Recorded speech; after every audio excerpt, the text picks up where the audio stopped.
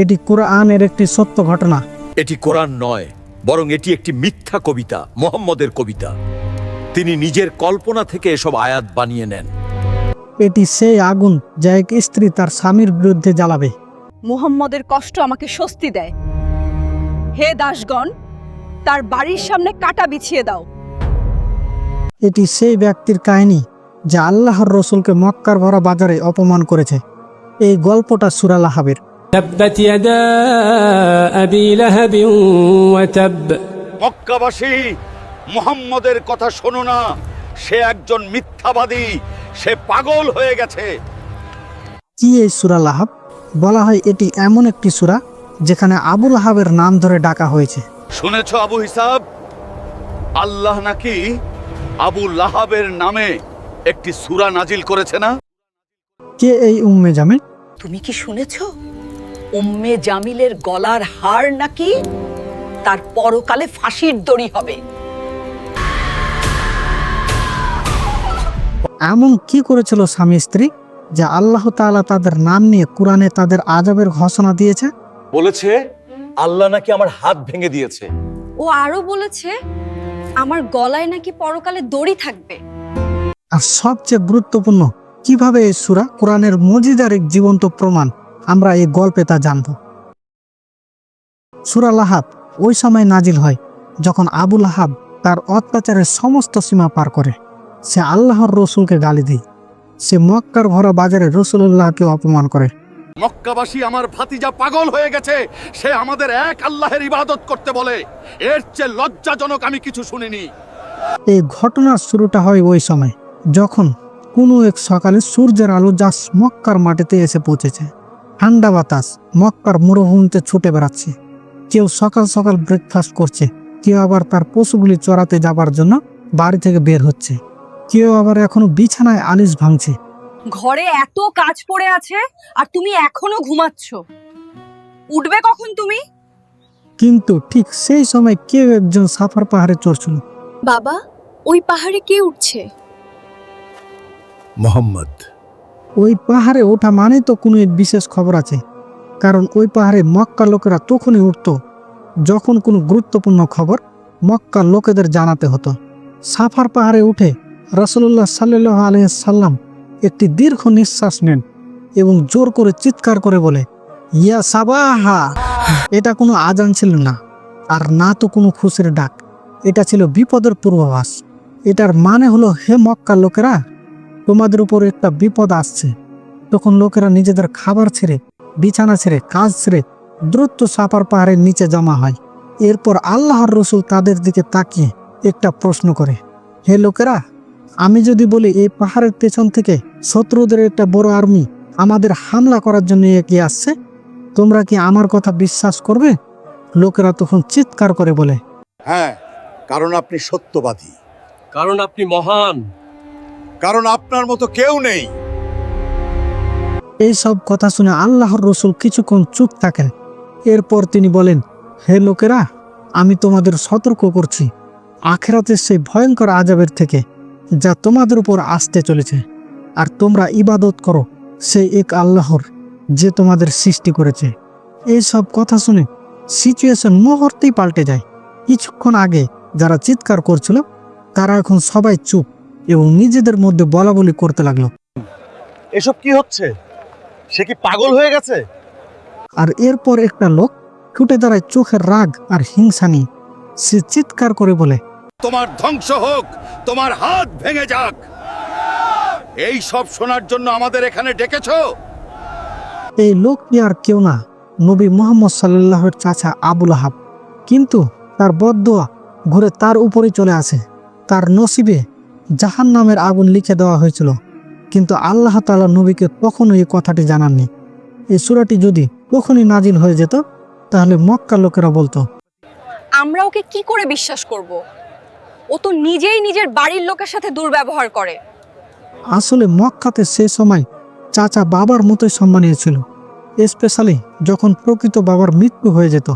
সময় পাল্টাতে থাকে, রাসূলুল্লাহ ঘুরে ঘুরে ইসলামের প্রচার করতে থাকে, কিন্তু আবু লাহাব সবসময় রাসূলুল্লাহর পিছনেই লেগে থাকে। মুহাম্মদ, এখন নতুন কি কবিতা এনেছো? এমনকি বাজারে সে তরুন্দ্র আবুল হাব বলতো মোহাম্মদকে পাথর ছুড়ো, কিন্তু তার নির্যাতন এখানে শেষ হয়নি। আর তার স্ত্রী উম্মে জামিল, যিনি খুব সুন্দরী ছিলেন, তিনিও নতুন নতুন উপায়ে নবী সাল্লাল্লাহুকে কষ্ট দিতেন। তোমরা সবাই মক্কার সম্মানিত ব্যক্তি মুহাম্মদকে কেন বয়কট করো না? হ্যাঁ, বয়কট করো তাকে, আমাদের বয়কট করা উচিত। এবং সবচেয়ে খারাপ ছিল যখন আবুল আহাব তার ছেলেদের আদেশ দিল, তোমরা তোমাদের স্ত্রীদের তালাক দাও, কারণ তারা নবী মুহাম্মদের কন্যা। যদি তোমরা তাদের তালাক না দাও, আমি তোমাদের ক্ষমা করব না। এই কথা শুনে তার ছেলেরা বলল, আজকে আমরা তালাক দেব বাবা। রাত পেরিয়ে দিন হয় আর দিন পেরিয়ে রাত, কিন্তু আবুল আহাবের অত্যাচার দিন দিন বাড়তেই থাকে। হে মক্কার লোকেরা, আমার ভাতিজা পাগল হয়ে গেছে, কেউ তার কথা শোনো না। আর তার অত্যাচার যখন এভাবেই চলতেই থাকে, তখন আল্লাহ তাআলা নবুয়তের 10ম বছরে নাজিল করে সূরা লাহাব। আবু হাদি, আমাদেরকে সেই সূরাটি তেলাওয়াত করে শোনান যা নবীর উপর নাজিল হয়েছে। تبت يدا أبي لهب وتب ما أغنى عنه ماله وما كسب سيصلى نارا ذات لهب وامرأته حمالة الحطب في جيدها حبل من مسد। এবার আসুন এই সূরাটিকে সহজভাবে বোঝার চেষ্টা করি। প্রথম আয়াতে আল্লাহ তাআলা বলছেন, ভেঙে গেছে দুটো হাত আবুল আহাবের এবং তাকে ধ্বংস করে দেওয়া হয়েছে। আর এখানে নোটিস করার মতো একটা জিনিস হলো যে আয়াতটি যখন নাজিল হয়, আল্লাহ তাআলা কিন্তু সম্পূর্ণ আয়াতটি অতীতকালে বলেছেন। আল্লাহ কিন্তু এটা বলেননি যে আবুল আহাবের হাত ভেঙে যাবে বা তাকে ধ্বংস করা হবে। তার বদলে উল্লেখ আছে ভেঙে গেছে। যেই মুহূর্তে সে আল্লাহর রাসূলের দিকে হাত তুলে অপমান করেছিল, সেই মুহূর্তেই তার হাত ভেঙে দেওয়া হয়। কিন্তু আবুল আহাব এরপরও তার অহংকার বজায় রেখে মক্কার লোকেদের বলতে থাকে, সে বলেছে আমার হাত ভেঙে গেছে। কোথায় ভেঙেছে? দেখো, আমার তো দুটো হাত ঠিকই আছে। কিন্তু আমরা যদি বদরের যুদ্ধের পরের ইতিহাস পাল্টে দেখি, তাহলে বুঝতে পারবো কিভাবে আবুল আহাবের মৃত্যু হয়েছিল আর কিভাবে এই সূরাটি একদম সত্য প্রমাণিত হয়েছিল। বদরের যুদ্ধের মাত্র 7 দিন যেতে না যেতে আবুল আহাব এক রোগে এত বাজেভাবে মরে যে তাকে কেউ কবর পর্যন্ত দেয়নি। তাকে হাত দিতেও লোকেরা ঘৃণা করেছে, আর তার লাশ মক্কার বাইরে পড়ে পড়ে পচতে থাকে। এমনকি তার ছেলেরাও তার কাছে গিয়ে তাকে কবর দিতে ঘৃণা করে। তোমার বাবার লাশটা তাড়াতাড়ি কোথাও কবর দাও, তার পচা লাশের দুর্গন্ধে আমরা বাড়ি থেকে বের হতে পারছি না। এবার আসুন দ্বিতীয় আয়াতে। সে যা ধন সম্পত্তি কামিয়েছিল তার কোনো কিছুই তার কাজে আসেনি। আসলে এই আয়াতটি তার প্রমাণ, যা সে প্রায় মক্কার লোকেদের বলতো।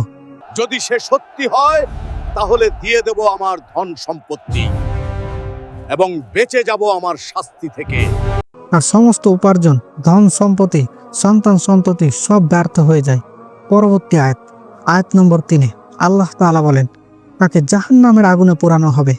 এবং তার পরের আয়াতে বলেছেন তার স্ত্রী কাঠ বহন করবে। কিন্তু কাঠ কেন? কাঠ বহনের কারণ হলো জাহান্নামে তো তাকে পুড়তেই হবে, সাথে সে তার আগুনকে নিজেই কাঠ দিয়ে উস্কানি দেবে, আর এটাই হবে তার শাস্তি।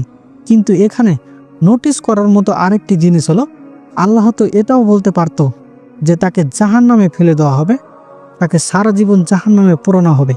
কিন্তু এটা কেন বললো যে সে তার কাঠ বহন করে নিজেই নিজের আগুনকে উস্কানি দেবে? এখানে একটা বুঝার ব্যাপার হলো, উম্মে জামিল তার জীবন দশায় কি করত?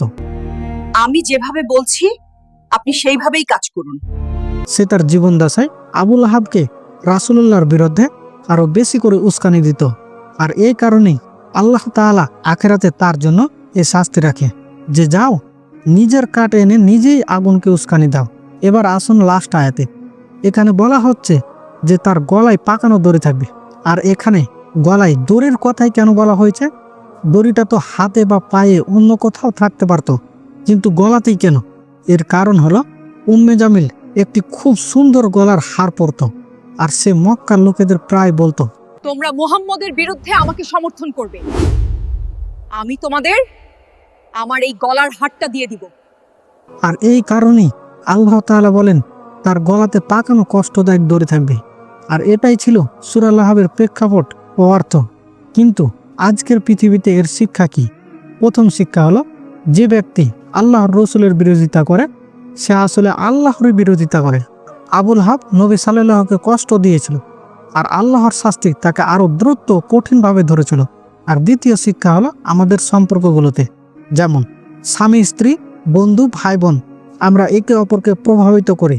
কেউ গীবত করলে তাকে থামানো উচিত, আর যদি উৎসাহ দিই তাহলে আমরাও সে আগুনের অংশীদার হয়ে যাই। তাই আমাদের প্রত্যেকের মনে রাখা উচিত যে অন্যের খারাপ কাজে আগুন দিলে তার শাস্তির ভাগও পেতে হয়।